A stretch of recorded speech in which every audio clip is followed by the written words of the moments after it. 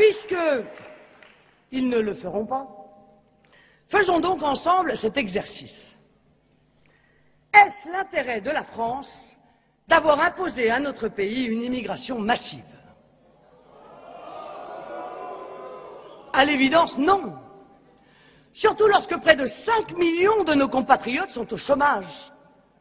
Mais quel intérêt peut-il y avoir à faire entrer légalement 203 000 immigrés supplémentaires chaque année, dont 5% seulement ont un contrat de travail, et le reste reste donc à la charge des contribuables. 78% de plus que sous Jospin. Il fallait quand même le faire. Mais il n'y a qu'un seul objectif à cela. C'est évidemment de peser à la baisse sur les salaires, de tenter sur le dos des salariés de grappiller quelques points de compétitivité dans une enchère folle à la baisse avec les pays émergents.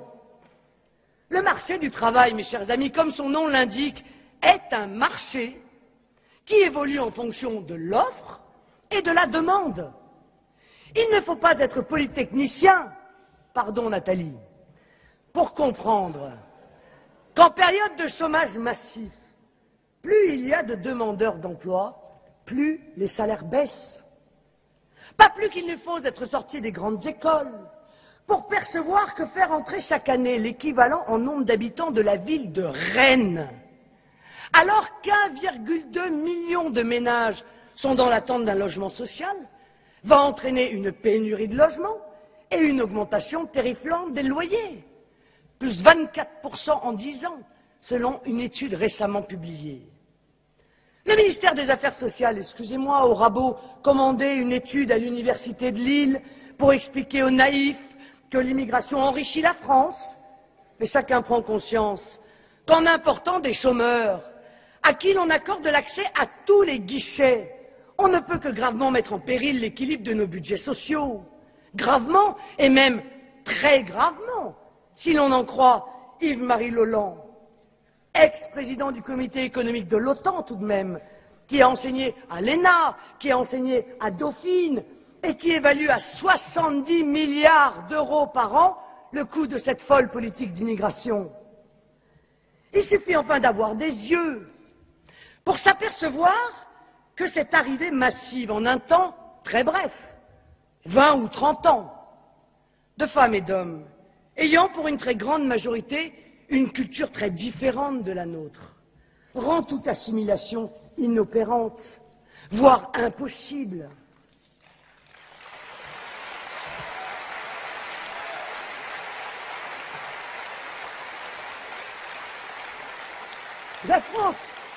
La France se voit ainsi confrontée au multiculturalisme qui bouleverse ses lois, ses mœurs, ses traditions, ses valeurs de civilisation et son identité, alors que l'on sait pourtant que les sociétés multiculturelles deviennent toujours des sociétés multiconflictuelles.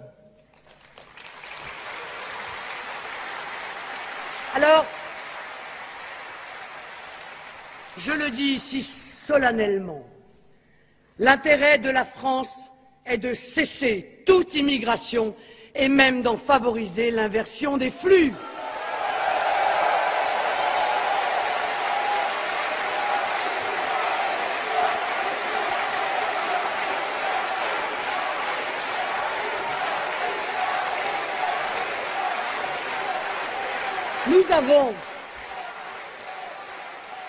Nous avons en effet largement la capacité de former des soudeurs, des ouvriers, des serveurs, des cuisiniers, des médecins ou des ingénieurs. Nous n'avons pas besoin d'immigration de travail, parce qu'il n'y a pas de travail, et que dans cette période difficile, le peu qui existe doit d'abord profiter aux nôtres.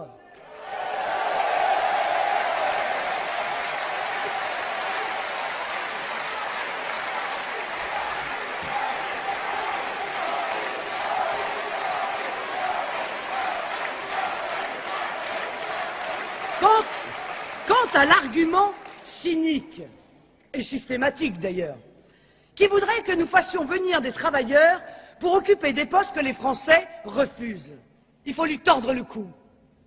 Bien sûr, sûrement, il y a des profiteurs qui, quelle que soit la circonstance, trouvent une bonne excuse pour refuser de travailler.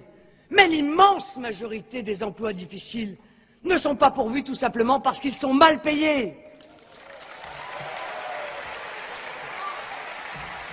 Il ne faut pas faire appel à l'immigration. Il faut réhabiliter le travail manuel et s'intéresser à la pénibilité de celui-ci. Ce sont souvent des métiers très durs. Dans le bâtiment, dans la restauration, qui s'ils étaient payés à leur juste valeur et reconnus comme tels, procureraient évidemment beaucoup plus d'attrait.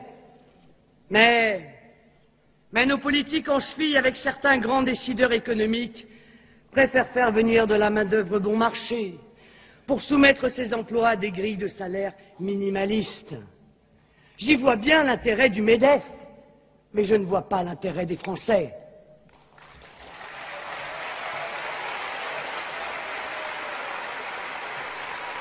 Parce que, mes amis, cet écrasement des salaires appauvrit nos travailleurs, appauvrit notre pays tout entier au sacrifice de quelques-uns qui en veulent toujours plus. On arrive quand même aujourd'hui à fabriquer, permettez-moi, par millions des travailleurs pauvres, des gens qui ne peuvent pas vivre décemment de leur salaire. Cette folle dérive doit et peut cesser. Et pour cela, il faut rééquilibrer le marché du travail. Et ce rééquilibrage passe, entre autres, par l'arrêt de l'immigration légale, couplée à une politique dissuasive d'immigration.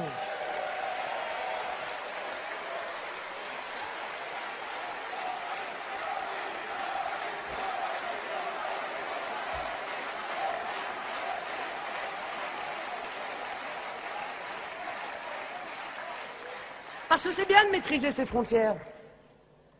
Mais si on continue à faire une politique incitative d'immigration, il y aura toujours des pauvres qui tenteront, pour trouver l'Eldorado, de venir dans notre pays au risque parfois de leur vie, comme on l'a vu à Lampedusa. C'est quoi la politique dissuasive d'immigration? Eh bien, il s'agit de la suppression de tout ce qui, en France, représente un appel d'air à une immigration nouvelle. L'acquisition, par exemple, l'acquisition automatique de la nationalité, qu'on appelle le droit du sol, qui à Mayotte attire, par exemple, des milliers de clandestins au point que les Mahorais vont finir par être minoritaires sur leur île. Je vous rappelle tout de même que cette situation avait poussé M. Barouin, il y a quelques années, à réclamer la suppression du droit du sol à Mayotte. Seulement à Mayotte. Eh bien, il a dû se faire pardonner cette petite audace. Nous souhaitons sa suppression sur l'ensemble du territoire national, car c'est l'intérêt supérieur du pays qui le commande aujourd'hui.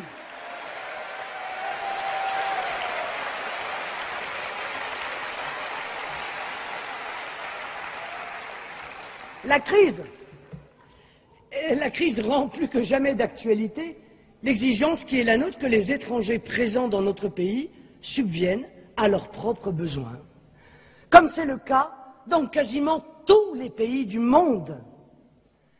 La France ne peut ni ne doit plus les prendre en charge et la solidarité nationale doit être réservée aux nationaux. Mais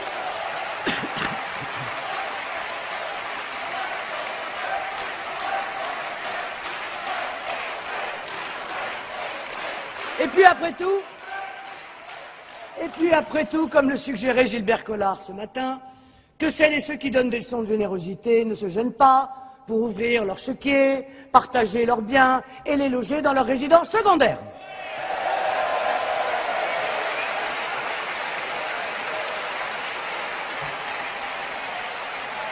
Parce que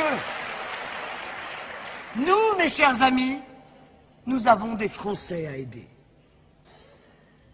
Dans ce domaine, vous admettrez, dans le domaine de l'immigration, qu'on a quand même un mal fou à voir la différence entre l'UMP et le PS.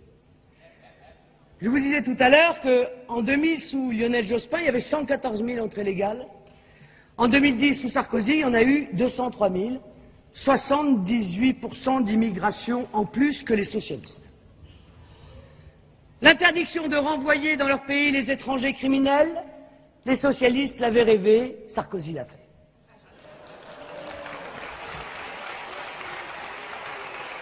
Le recul de la laïcité et l'aboutissement de toutes les revendications communautaristes, la gauche l'espérait, la droite l'a fait.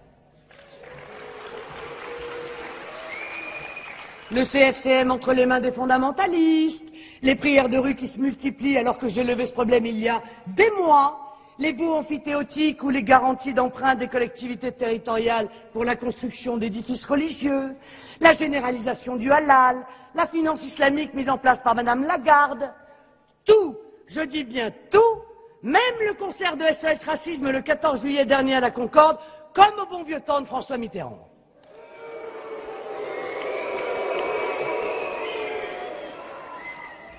Les régularisations de clandestins, qui s'effectuaient sous les socialistes une fois par an, massivement une fois par an, sont devenues des régularisations massives au jour le jour.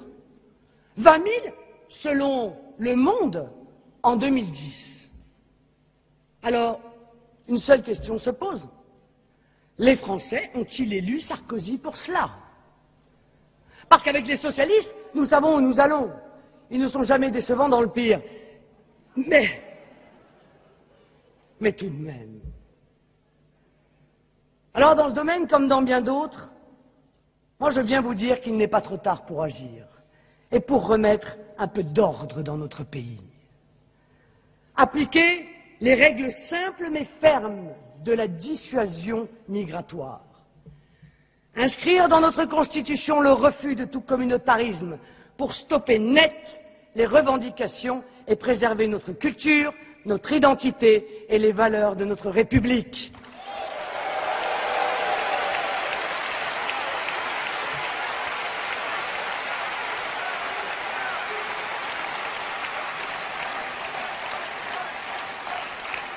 Lancer, mes chers amis, des signaux clairs et compréhensibles pour tous. La laïcité ne se négocie pas et chacun doit se plier aux lois du pays qui l'a accueilli.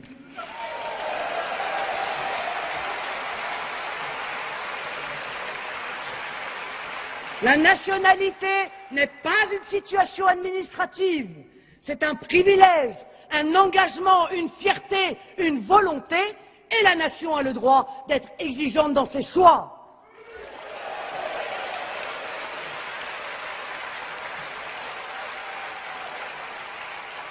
La régularisation des clandestins est une ineptie. Ceux qui viennent ou se maintiennent sur notre territoire illégalement ne peuvent ni ne doivent être régularisés. Soit ils sont en situation légale, soit ils ne le sont pas. Et dans ce cas, ils ne doivent pas pouvoir obtenir de titre de séjour. Mais enfin, à qui viendrait en effet l'idée de laisser un objet à quelqu'un qui l'aurait obtenu frauduleusement? À quel chef d'entreprise laisserait-on l'argent qu'il a détourné de sa société? Les régularisations de clandestins sont une incitation à violer la loi, et même une récompense. Elles sont inadmissibles dans un état de droit. Elles sont de surcroît une injustice incroyable à l'égard de ceux des étrangers qui ont fait l'effort de réclamer les autorisations légales et de remplir les conditions exigées pour les obtenir.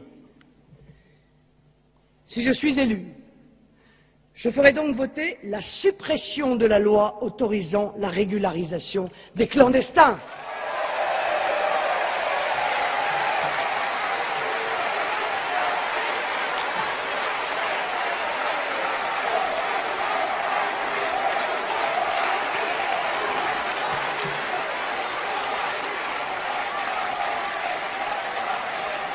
La régularisation des clandestins disparaîtra purement et simplement de notre droit.